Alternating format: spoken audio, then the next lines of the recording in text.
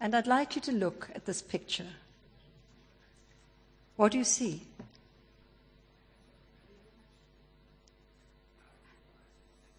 Well, what you're seeing is predators in an extensive cattle farming system. And if you look at the end of my presentation, you'll note that I have presented with one of my colleagues, Dr. Chamanuka, who got her PhD at Wageningen last year, where we looked at people who farmed cattle extensively along the borders of the Kruger Park. The elephants go through the fence, the buffalo follow them, and guess what follows the buffalo? And those small-scale farmers lose approximately 1/3 of their cattle to lions. Predation is one of the reasons why I'm not entirely sure that I can be so positive as many other welfare people are about free range.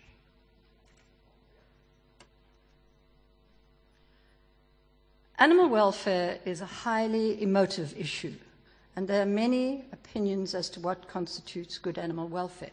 I've watched lions kill cows. It takes about 20 minutes. I've worked in abattoirs. I sit with a stopwatch. It takes 30 seconds from the time the animal is stunned until it's exsanguinated. I'd say a pretty nasty thing about lions is they start eating the animal while it's still alive. To me, that is really a pointer that what we're doing is extremely humane. And what is absolutely certain about animal welfare is that it's multifaceted. In order to manage welfare effectively in a livestock system, it must be scientifically measurable, objective, and it must center on the animal's needs and comfort. This requires a sound knowledge of livestock behavior and physiology, and not just a look at the farming system in which the animal is raised. Good farm livestock welfare increases productivity, and for many of you who are producers and processors, it increases the profitability and the bottom line. We did some work in South Africa once, which was rather strange. We actually looked at what the trucks looked like and then had a look at the number of carcasses condemned for bruising.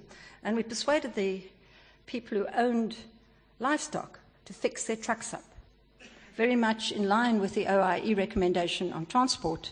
And, of course, the profitability went up because far fewer animals were condemned for bruising. And, in fact, now with sophisticated transport, we get almost no carcasses condemned for bruising. So we look at emotive issues. What do we mean by emotive issues? Well, I'd say 90% of what I hear about animal welfare is done and couched in emotive terms. And many of these campaigns that are led by people who are more interested in animal rights than animal welfare are emotive issues. And part of the cost of that piece of steak on a plate for the consumer is the cost that has got to go into the marketing of animal products. And that is passed on to the producers and processors to counteract this negative publicity.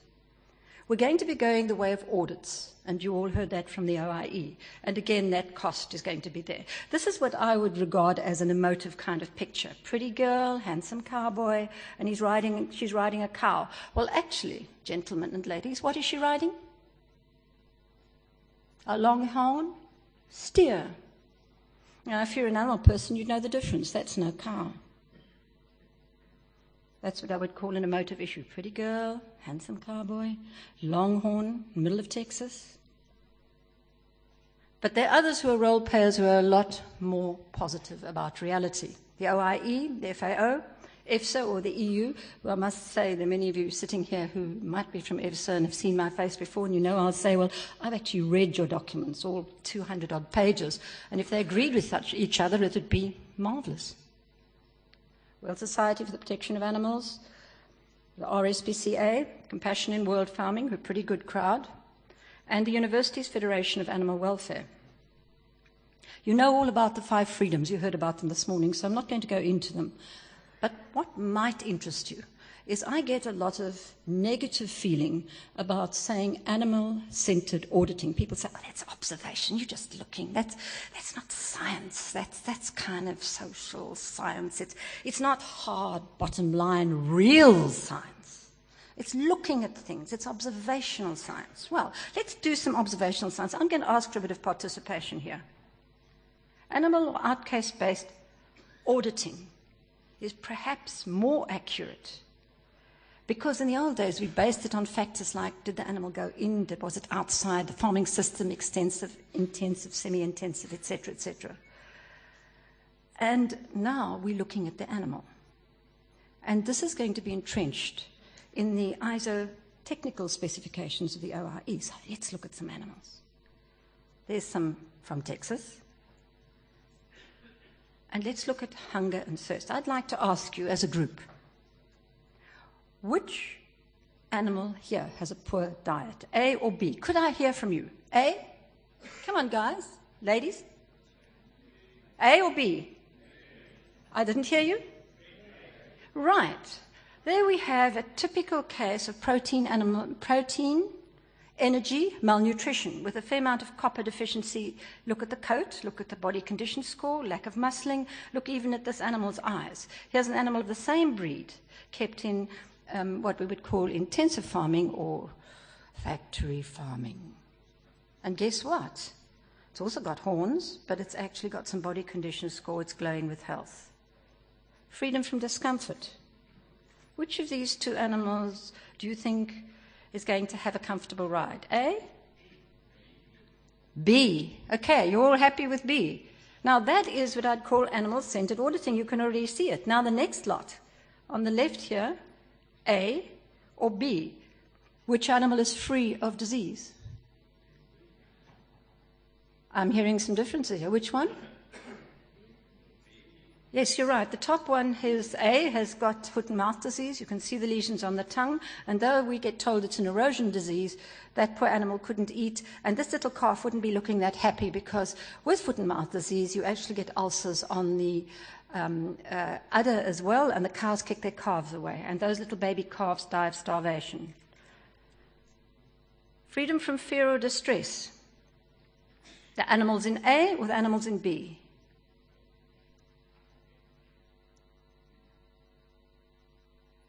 So A are free of distress. In B, you can see this young animal who's raised under extensive conditions and has just been in this very homemade crush, because we're looking at his mouth to see if he's got any lesions of foot and mouth disease, is extremely upset. It's a little cow, and she's getting out of there in a hurry, and you're looking very, very upset. Whereas these cows here are being moved from A to B, well, not from A to B, from one place to another, and they're looking very happy, and they're just waiting to go through the gate. Here's another one on expression of normal behavior. Which animals are not showing normal herd behavior? This is a little bit of a trick question. And why? Normal herd behavior? Are these ones showing normal herd behavior? I think so. And you might notice that they also are dehorned. This animal here has got very long horns. The rest of the animals are not showing normal behavior. This animal is being extremely aggressive about the small amount of food there is in that plate, and the others are around the edge, actually not eating because of aggression shown. Now, when we do sensible farming, your welfare would be to remove the horns of that animal when it was a great deal younger, so it does not have the opportunity. And in Africa, where I come from, when we're working with these range animals, you often find punctures where they are actually horning each other, and then you get the worms and the maggots and everything else in the wound. So the OIE puts these things together in a very democratic fashion, and many of you know how it works. I stole this picture from the OIE. So it just basically means they consult. There are nearly 200 of them in the OIE, mostly veterinarians, and they consult with everybody. And the ISO technical specifications on animal welfare is what the OIE decided in 2011. And they are going to hopefully coincide with Chapter 7 of the Terrestrial Animal Code, which is about welfare during slaughter and transport. It brings us back to the main thing that we were talking about today, is factory farming versus free range. And I'd like to give you some serious thoughts about this. Sophisticated measurement and control systems are essential in intensive systems, and both health and welfare can be audited more easily than they can under extensive grazing conditions. Preventive veterinary care and balanced feeding of all ages and size is possible. In extensive systems, livestock can be exposed to climatic extremes, malnutrition, and predators. Injuries, parasites, and infectious diseases are not as quickly recognized or treated. Livestock kept under extensive conditions are more stressed during loading, transport, and, of course, slaughter. Here's some disadvantages of free range. We have a lot of motor car accidents in our part of the world because the cattle are on the highways. These little two sheep were in Norway, where sheep get the right of way. The bus ground to a halt because we were negotiating this narrow road, and there were two sheep in it.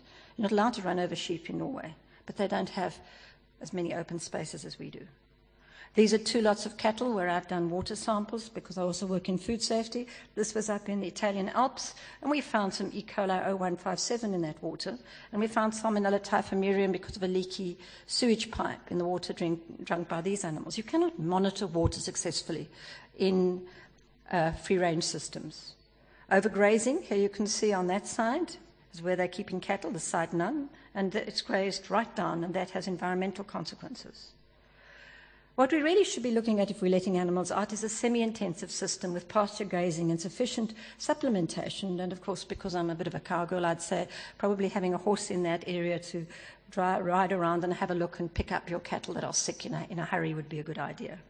Or a motorbike if you really want to, and then you can contribute to global warming. In conclusion, it can be stated with conviction that extensive grazing is not a synonym for livestock welfare. It's not a case of factory farming versus free range. That is a nonsense. Consumers should become aware of how much better farm animals are cared for today than 30 years ago, partly due to modern farming methods and intensification. There is a more caring generation of consumers, but also there is a scientifically formulated and objective effort by the meat industry to maximize the welfare of farm animals. I've put some references up, and there we are. There's another carnivore. Like me, I like meat. Thank you.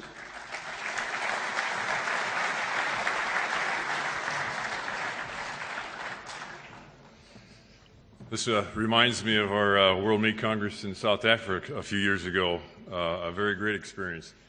Now I have the distinct pleasure of introducing Senator or Congressman Stenholm.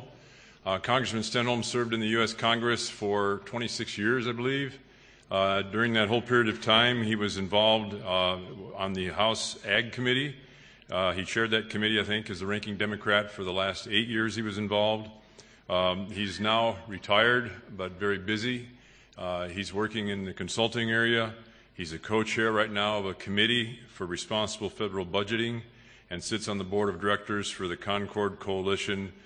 This is a business and industry political advisory committee. I think right now we need good advice, and I think probably one of the challenges is going to see if the congressman can keep it within 20 minutes. All right?